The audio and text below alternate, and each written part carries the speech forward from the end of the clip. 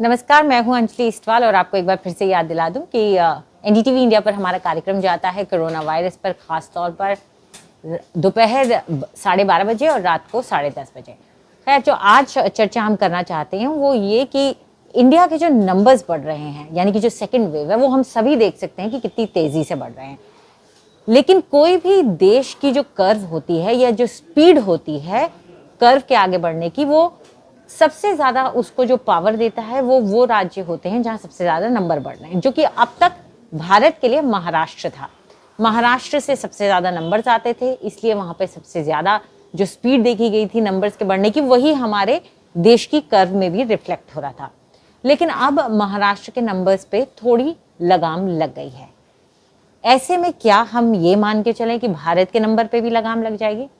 हो सकता है कि ऐसा ना हो, और इसके पीछे क्या वजह है आपको यह समझना होगा कि अगर महाराष्ट्र के नंबर डाउन होने शुरू हो भी जाते हैं तो दूसरे राज्य फिर भी चिंता बढ़ाते रहेंगे, और इनमें दो राज्य जो अब आगे जाकर के लिए हमारे लिए बेहद चिंता के विषय रहेंगे, उनमें से एक है पश्चिम बंगाल और दूसरा है उत्तर प्रदेश। अब तक हमने इन दोनों राज्यों में किसी तरह का कोई ऐसा कोविड अप्रोप्रिएट बिहेवियर या कोविड को लेकर के दिमाग में रख के किए हुए पाबंदियां या ऐसा स्ट्रिक्ट हमने नहीं देखा है, जिसका नतीजा अब इनके नंबर्स पर नजर आने लगा है। और साथ में ये दो राज्य, दोनों के दोनों राज्य में जो चुनाव हैं वो खुलेआम होते आए। पंचायत चुनाव चल रहे थे उत्तर प्रदेश में, और बंगाल का तो हम सभी देख रहे थे कि वहां पे तो ऐसी बड़ी बड़ी रैलीज हो रही थी कि जिससे लग ही नहीं रहा था कि देश में कोविड है। अब आप अगर नंबर्स को देखें, मैं आपको दिखाने की कोशिश करती हूँ कि किस तरीके से ये हमारे एनडीटीवी इंडिया की एनडीटीवी की वेबसाइट है, जिसमें आप किसी भी स्टेट के नंबर्स और कर्व्स देख सकते हैं। ये देखिए, ये है वेस्ट बंगाल का, किस तरीके से ऊपर गया है। और अब आप वेस्ट बंगाल में देख सकते हैं कि लगभग 16,000 पर डे के हिसाब से नंबर आने लगे हैं। तो ये कर्व जो आप देख रहे हैं कितनी तेजी से ऊपर गया है। इसी तरीके से मैं आपको दिखाती हूँ उत्तर प्रदेश का। ये देखिए, ये कर्व तो लग ही नहीं रहा, ये एकदम स्ट्रेट अपवर्ड लाइन है जो आप देख सकते हैं किस तरीके से ऊपर चल रही है। और ये लगभग 34,000 के पास पर डे के केसेस आ रहे हैं। तो इधर 16,000 पर डे, इधर 34,000 पर डे। अब आप ये सोचिए, ये दोनों नंबर जो हैं ये ऊपर जाने की स्थिति में है, और ऐसे में इंडिया का कर्व नीचे नहीं आएगा। तो अगर आपको इंडिया का कर्व नीचे लाना है तो सभी राज्यों को उसमें योगदान देना होगा। जो राज्य इस वक्त हिचकिचाहट दिखा रहे हैं पाबंदियां लगाने में, उनको ये समझना होगा कि अगर जब उनका कर्व ऊपर जाना शुरू हुआ है, यानी कि जब ये यहाँ होता है तब पाबंदी नहीं लगी, यहाँ पे अगर पाबंदी नहीं लगी तो इस तरह से ऊपर जाता है। यहाँ पाबंदी लगाने का कोई फायदा नहीं है। पाबंदी तब लगनी शुरू हो जानी चाहिए जब ये कर्व दिखाई देने लग जाए, यहाँ जरा सा ऊपर जाना शुरू हो जाए। और ज्यादातर राज्य हमारी यही कर रहे हैं कि वो पाबंदियां लगाते भी हैं तो कैसी, वीकेंड कर्फ्यू लगा दिया, नाइट का कर्फ्यू लगा दिया। हिमाचल प्रदेश ने भी ऐसा ही किया, पंजाब ने भी अब ऐसे ही किया। इनको ये समझना होगा कि वीकेंड कर्फ्यू और नाइट कर्फ्यू से उतना फर्क नहीं पड़ता। अगर आपको नंबर्स में तेजी आने दिख गई है, अगर आपका पॉजिटिविटी रेट बहुत ज़्यादा जा रहा है, तो आपको यही स्ट्रिक्ट और सख्त पाबंदियां लगानी पड़ेंगी, क्योंकि वही एक तरीका है इसको रोकने का।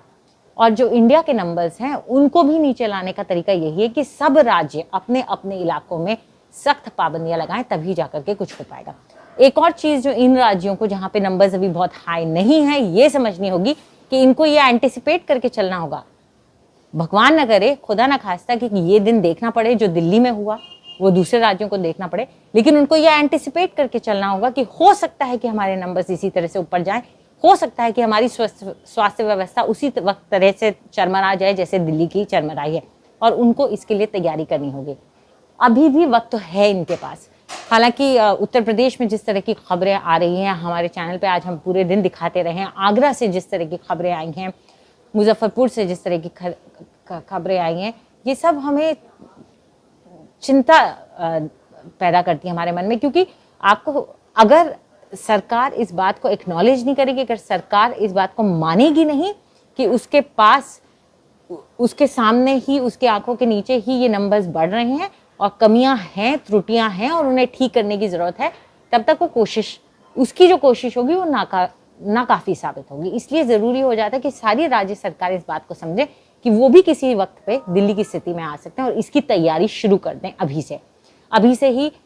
जिनके भी कर्व ऊपर जा रहे हैं वो इसकी तैयारी शुरू कर दे, तभी जाकर के भारत का ओवरऑल कर्व नीचे आ पाएगा।